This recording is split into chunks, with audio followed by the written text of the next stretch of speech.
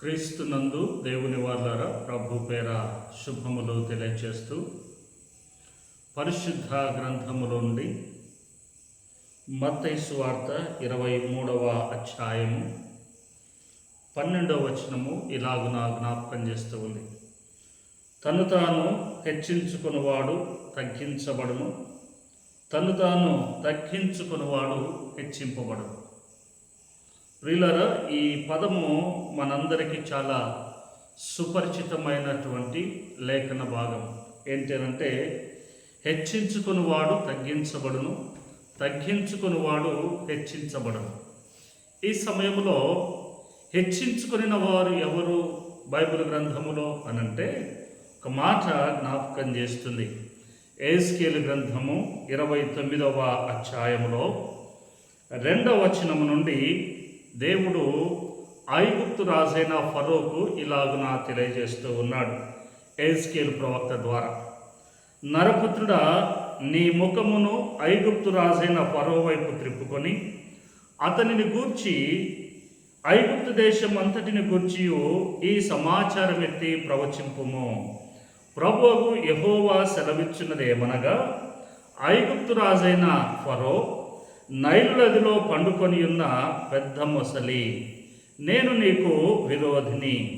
నీవంటున్నావు, Nile నది నాది, నేనే దానిని కలుగజేసి అని నీవు చెప్పుకొనుచున్నావు.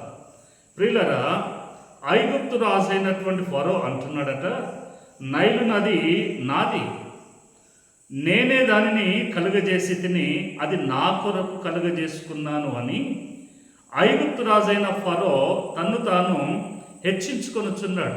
అనగా ఐగుప్తు దేశానికి నీటిని అందించినటువంటి దేవునిగా ఆయన తనను తాను హెచ్చించుకొనుచున్నాడు.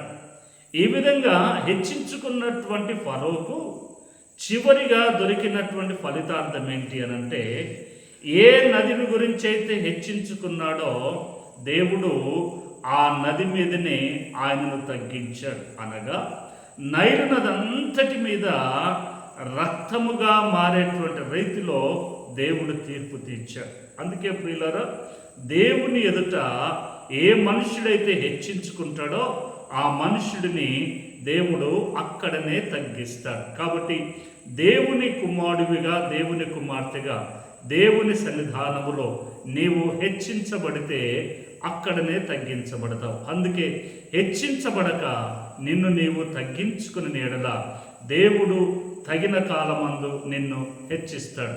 దేవుడి మాటలు తన వినికిడిలో ఫలింపచేయునుగాక.